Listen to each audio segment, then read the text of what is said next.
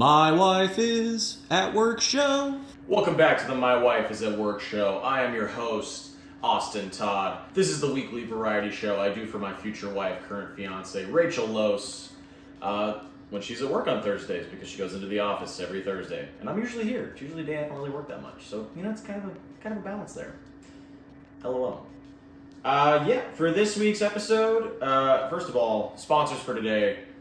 No sponsor. It's just how much I love Rachel. My sponsor's my love.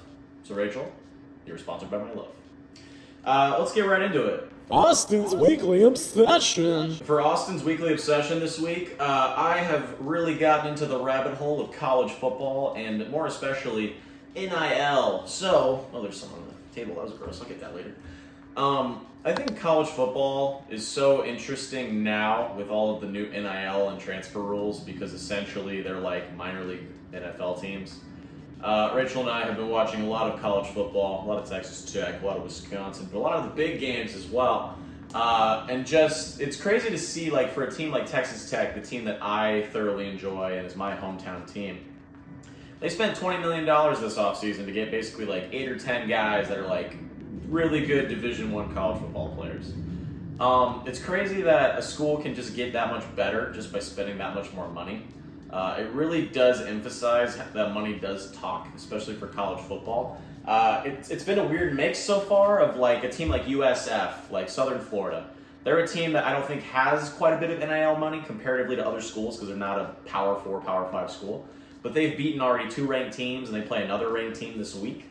So obviously there's a good system being run at a school like that versus like Alabama, who's been struggling a little bit since the NIL deals. Now that more schools can spend money to get players, they haven't really been as dominant in the last 2 years since Nick Saban retired. It's going to be interesting in the coming years if they do like tighten the transfer rules because it seems like schools that are able to get a lot more money easier are going to have an advantage. But it's then, I guess, balancing like the actually having a good system, good coaching, good program that goes on top of that as well. It's becoming a business. It's no longer about, well, it was never really about education, was it? But now it literally for every player is about money. It's not about going to school. It's about brand recognition and how much money can I make from endorsements? How's my draft stock look? It's like minor league NFL football. The games have been good so far this year, but I'm curious how long they're going to be able to sustain this new realm of college football. Piggybacking off of that, Austin Sports Saloon. Austin Sports Saloon got a couple highlights here. Really quick, following up on Texas Tech, they are 2-0. They played 2 scrubs. They played Oregon State this Saturday in Lubbock before we hit a nice road stretch. More importantly, the Packers play the Commanders tonight on Thursday Night Football. Why are there so many goddamn streaming services? I think it's on Amazon Prime, if I'm not mistaken. Packers looked really good against the Lions last week. I was thoroughly impressed. Packers look like, based off week 1, or in the preseason as well, I really thought their defense was going to be good going into this year. And then they got Micah Parsons, and now I look like a genius because they shut out basically, or limited the points of one of the best offenses in football, given the Lions did lose Matt Patricia to Ohio State and Ben Johnson to the Bears, who was a great offensive mind. They look a little bit like a struggle bus. I don't know how the Lions are going to figure that out. But for the Packers, I mean, if Jordan Love can keep it together, they got a really solid team. I think that's going to be a team to look out for this year. They looked a lot better than my Denver Broncos, who narrowly escaped the Cam Ward-led Titans. Cam Ward did nothing the entire game, and we still somehow barely won. Defense looks amazing, like always. Bo Nix, not impressed. Offense, not great. RJ Harvey had a long 50-yard run. That was cool. We got a ways to go. I hope we can beat the Colts this week, but defense is going to need some help from the offense. Baseball news, Texas Rangers just swept the Brewers. 3 games in a row. The Brewers are the best team in Major League Baseball. Now the Rangers are 1 game off of the wild card. Playoffs start in about 3 weeks, so this could not have come at a better time. Rangers might sneak into that wild card. Might even get into the division with how the Astros and Mariners are falling off. Lovebirds Book Club. For Lovebirds Book Club this week, Rachel and I, can you hear the people mowing the lawn outside? Oh my god, could that be any worse timing? I'm filming my show. Did they not realize this is the My Wife is at Work show? This is really serious business. They're literally right outside our door. Unfreaking believable. We read Listen for the Lie this week by Amy Tintera. Mixed bag. I really enjoyed the lead up reading this book. Just making sure that book didn't fall. I really enjoyed like the first 75% of the book, and I feel like the ending was a little bit, I don't want to say rushed, but I don't know if it was earned. Like I kind of figured a specific way this book was gonna go, and then it took like a hard turn of like, oh, just kidding, this is like what actually happened. We were just leading you astray the entire time with our narrative and storytelling.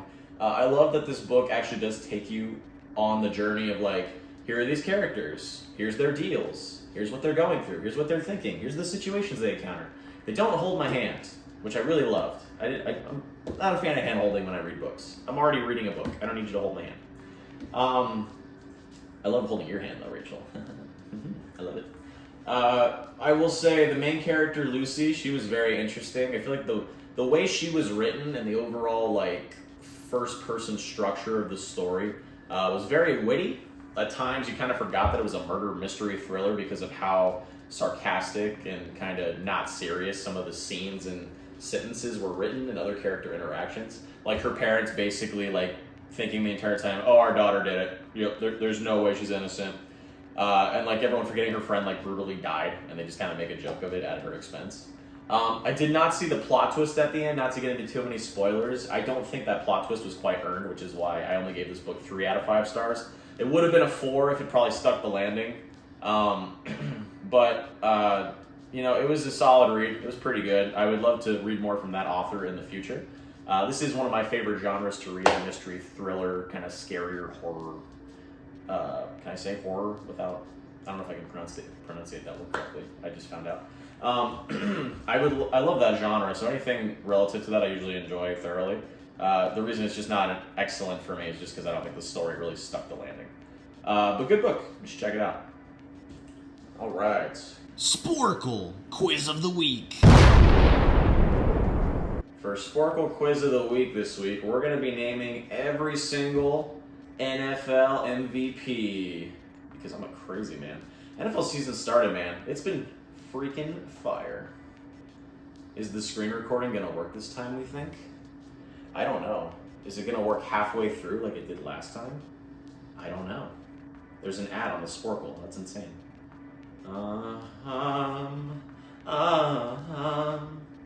Why will you never work? If this works halfway through again, I'm going to be so gosh dang pissed. I don't know why. I need to go to the Genius store or Best Buy, whatever, the same thing. All right, NFL MVPs. Let's do this. I'll put the results at the end, or if halfway it finally works, I'll share that screen. Okay. 2024, the Buffalo Bills. That is Josh Allen. Baltimore Ravens, we got Lamar Jackson. I thought my nose was about to bleed again. I got kind of scared there. Kansas City Chiefs, Mahomes. It's kind of Mahomesy.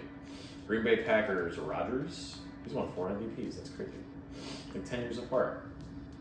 Oh, I think my nose is about to bleed. Hang on. It's my other nostril this time. We gotta drink more water, God. Oh my God. I gotta drink more water, goddammit. Alright, just ignore the fact that I have a Kleenex in my nose during this. Okay. Hopefully this doesn't last long. Voice keeps cracking. Oh my God, I'm 12 years old. For the Patriots, Tom Brady. For the Falcons, Matt Ryan. Panthers, Cam Newton. Broncos, Peyton Manning, y'all. Oh my God, he's got like 5 or 6 MVPs. That's crazy. 2012, Adrian Peterson. That was the last non-quarterback won MVP. That was 13, 14 years ago. That's crazy. Chargers, LaDainian Tomlinson. Seattle Seahawks, Sean Alexander. Oakland Raiders. Oh my God, I don't know actually. Rich Gannon. Oh my God, it actually was Rich Gannon. I don't even know who the hell that is. That's crazy. St. Louis Rams. Is that Kurt Warner? And then there's another Ram in between that. Does my voice sound all messed up because I have a thing in my nose? I don't know. This must be hilarious. Who was the other St. Louis Ram? It was the running back. It was like Ricky Waters. No. Oh my God. What was that guy's name? Henderson? No. Oh my God. Who was like the really famous running back for the Rams? Oh my God. I can't remember. All right. We're going to have to go back a while. Jim Brown for the Browns. Yes. Johnny Unitas. Okay, I'm just going all the way around here. Do we have Montana? Young? McNair? No, McNair's already on here. Okay, Denver Broncos, John Elway. Denver Broncos again. Oh my god, who's the running back for the Broncos when they won the Super Bowl? Oh my god, that was the guy that had all the migraines. What the hell was his name? Packers, Brett Favre, Barry Sanders, co-MVPs, Michael Irvin, I don't know, Emmitt Smith.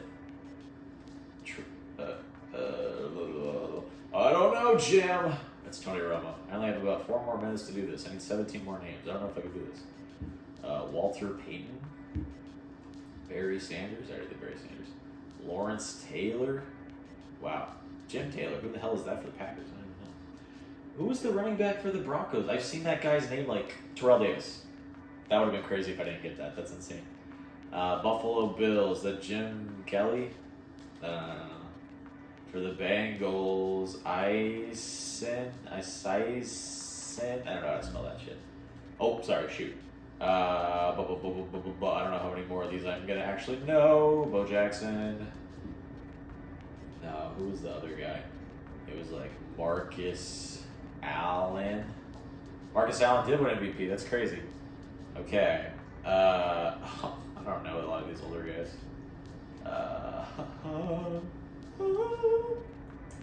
Who was the Bills one? Let's just start putting generic ass names. Johnson. Nope. Brown. We already did Brown. Generic name. Smith. No, we already did that. Okay, I'm gonna give this like 1 more minute. I don't know if I know anymore.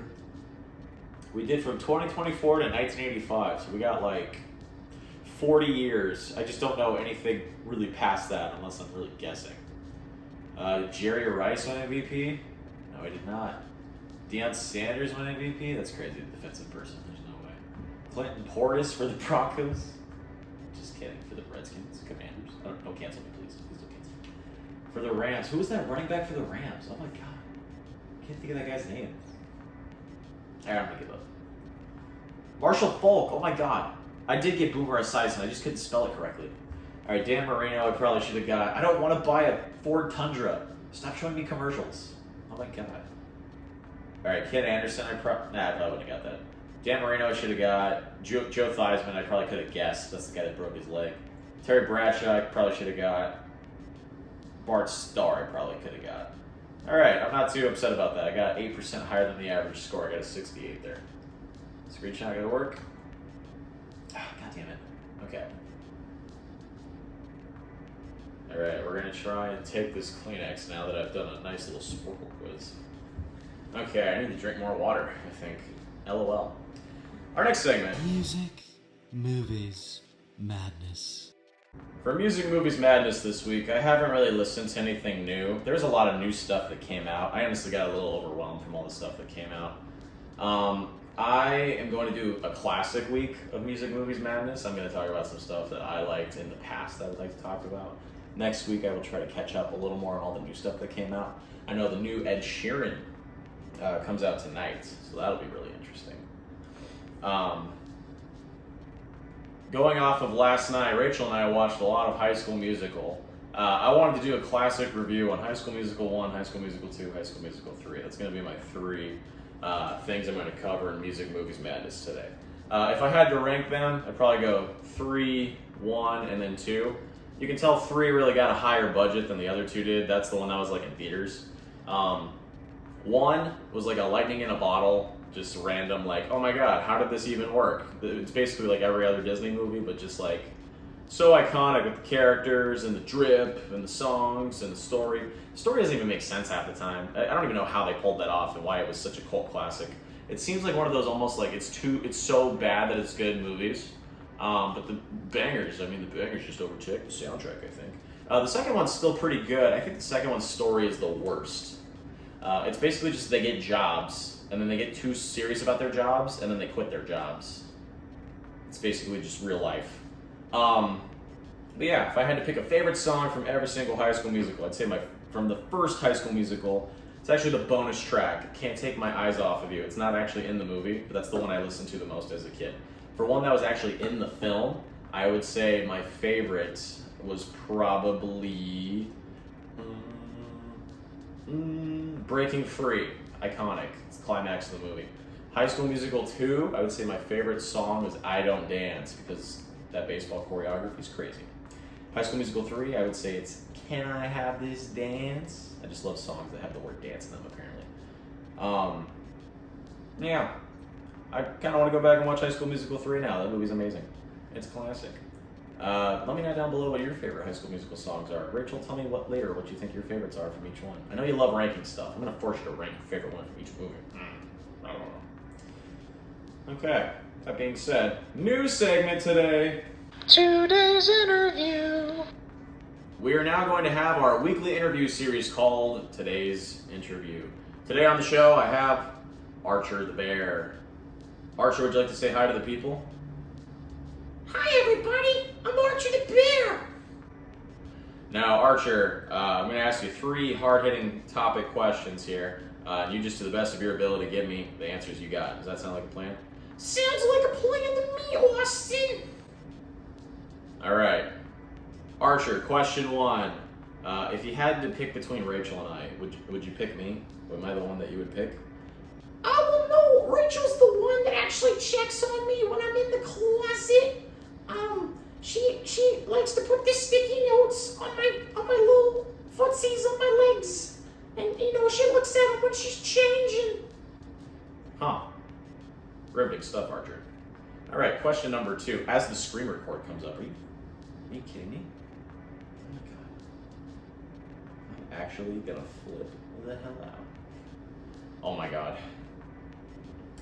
Question number 2, Archer. If you had to pick a favorite Taylor Swift song, what would be your favorite T Swift song, Archer? I would say my favorite Taylor Swift song of all time is All Too Well 10-minute version. It's a very beautiful song with great storytelling and a great music video. I think it really encapsulates Taylor's songwriting ability. Archer, you have a very scratchy voice. Do you know that? It looks like you're really struggling to talk here. I get that a lot. Oh, perfect. Last question here before we let you go, Archer. Question number 3 I got for you. Would you be open to having more siblings, like more bears, that live with you in the closet? I'm more of a one bear kind of guy. I think, if it ain't broke, don't fix it. Build-A-Bear Workshop, I really appreciate them bringing me to life, with the hats and the stuffing. But, I really would prefer not to have any siblings. I'm a solo kid. I'm an only child. That's a very valid thing. I think, it gets a little crowded there if we have more than one of you. Archer, thanks again for joining the show today, and hopefully we have you back on. Hopefully you're not too busy and we can interview you again. All right, our last new segment of the day. Mr. Knight's Song of the Week. So, I have a character that I have created. He is a musical artist from a fictional world, and his name is Mr. Knight. He is a rapper / singer. He just makes all kinds of music, to be honest. He really doesn't fit into one genre. He kind of just does whatever he wants. But he lives in an Earth that is very close to our own. He is trying to get back to the love of his life, and he is just struggling to do so. If you're interested in learning more about the story of Mr. Knight, oh my gosh, as I almost threw up there, LOL. I will leave a link in the description to head to his Spotify, where you can read more about his story and listen to some of his songs. But every week we're going to have one new Mr. Knight song that will appear on the show, kind of the week of what Mr. Knight has been working on. Let me know what you think. Here's the brand new song, To the Moon.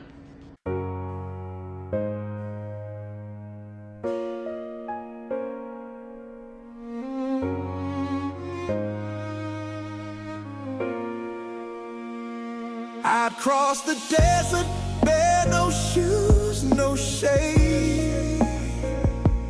Dive into the deep, where the monsters play. I'd climb the tallest tree to touch the sky. For you I'd even learn how to fly. Your name's the rhythm my heart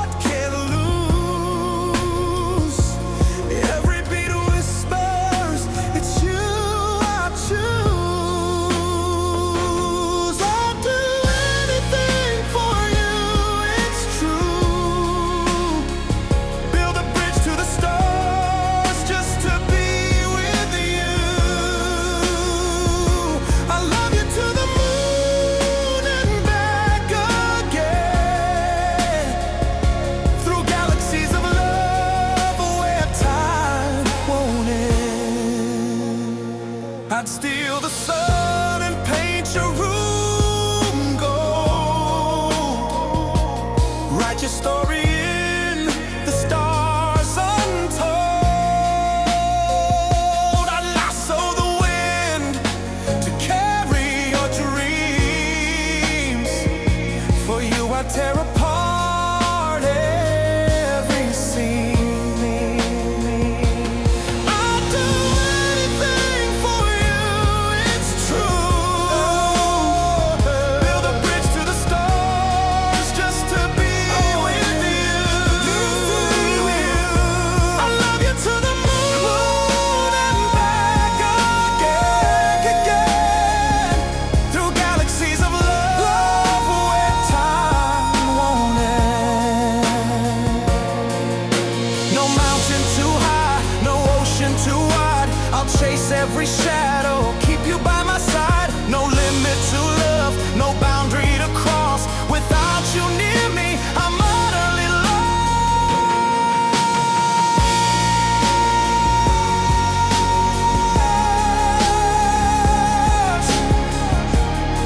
Oh.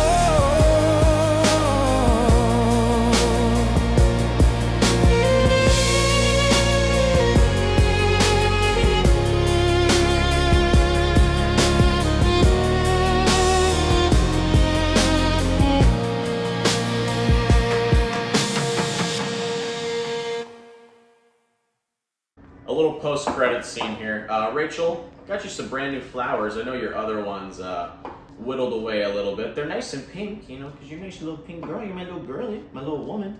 I miss you. Also, I don't know if you noticed, I shaved. I had a full beard right before we filmed this. I'm now smooth as a baby. I'm a little baby boy.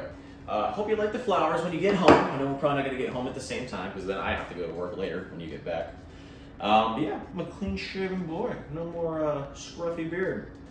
Yeah, well, that's all the time we have for today. Hope you guys liked the show. Rachel, hope you loved it. Leave a comment down below if you want to see anything for next time. And most importantly, Rachel, I can't wait for you to come home. We'll see you next week, Rachel. Well, we'll actually see you in a couple hours and we'll watch this together. That should be very fun.